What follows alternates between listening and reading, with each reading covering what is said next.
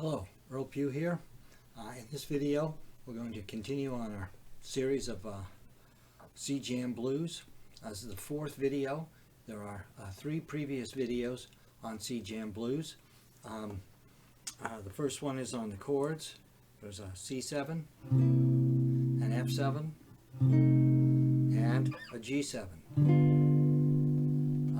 There's a video on the melody. So with a metronome set at 80, 3, 4, 2, 3, 4.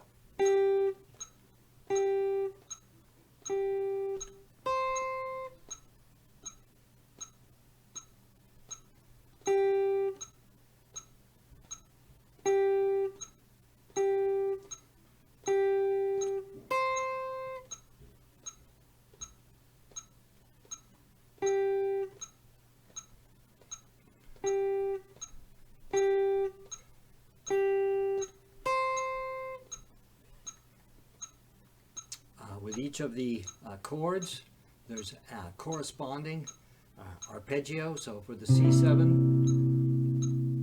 we have an arpeggio. On the F7, we have a corresponding arpeggio. And on the G7, we have a corresponding arpeggio. So we're going to take those elements and use them to dress up the melody a little bit.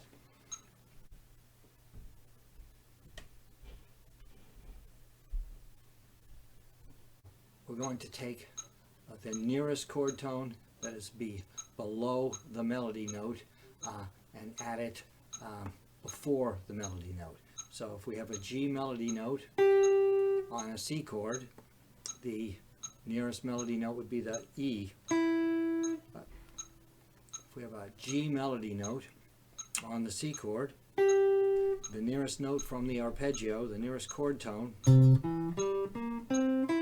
would be the E.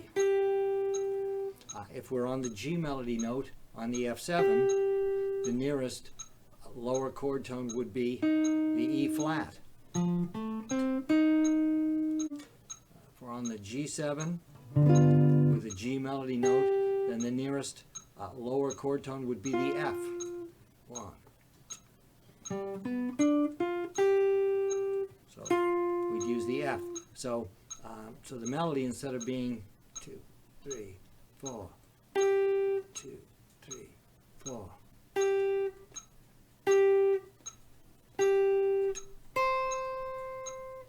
Would be on the C chord.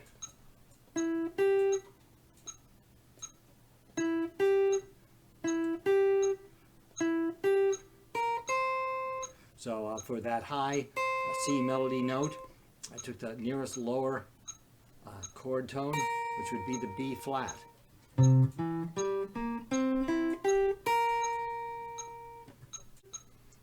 So the first line of the melody .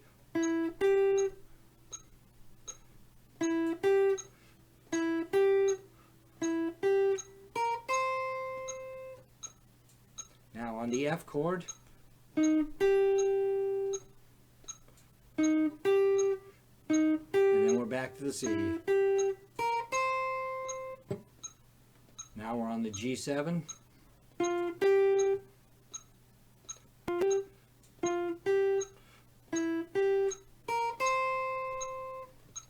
Now at the last measure on each line is a measure of rest in terms of the melody, so we can play the C7 chord there. So once again, we can just embellish it a little bit, make it a little more interesting, so it's a different texture. It's not just a straight rest. So so the first line would be 2, 3, 4.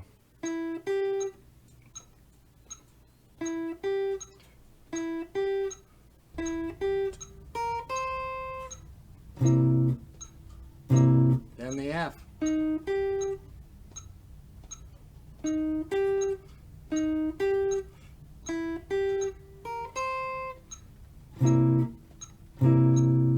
G7.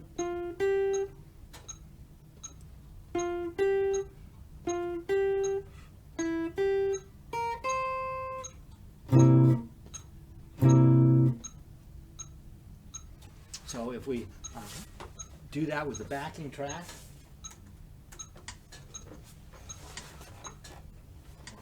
2, 3, 4.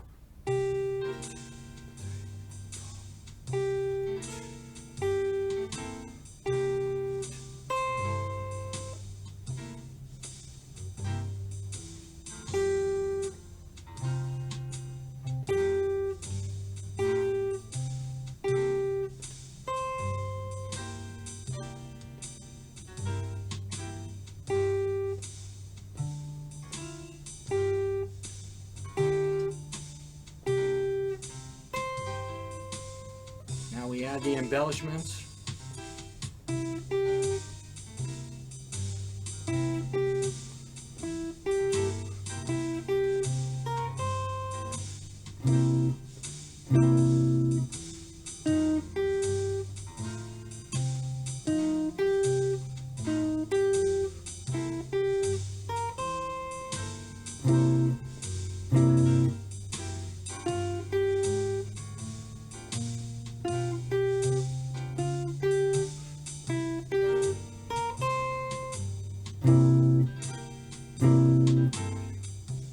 So we didn't add a lot of notes, we didn't change things a lot, just dressed it up a little bit. You know, that's just one of many ways that you could do this. You could you know, use a chord tone from above. If you get comfortable with the chord tones, then you could add a passing tone in between the two chord tones. So this is just a first step, but it's a you know, we're playing close attention to what chord we're on and what melody note we're on. So if we speed the backing track up, it'll sound more musical, but it's very important to start doing this at a tempo that's slow enough that you can think about what you're doing.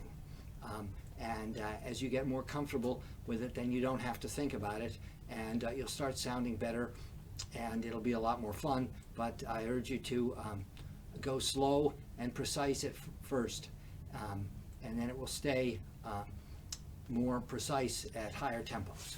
Here we are with the backing track up at 160. This is still not real fast for this tune. People tend to play this tune pretty bright, but you can really hear that it starts to be a lot more fun as you get it up to more of a performance tempo.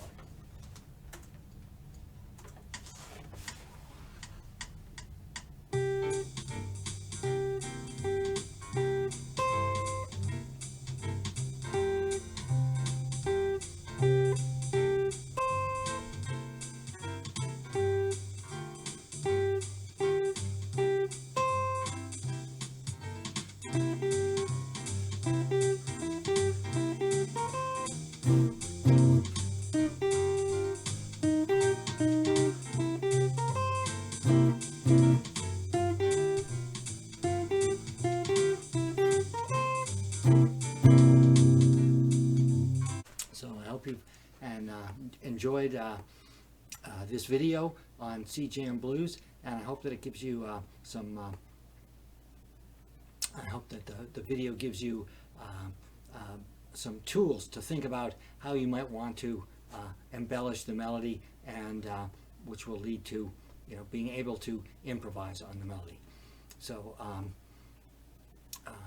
next week we'll do a new tune. Thank you very much.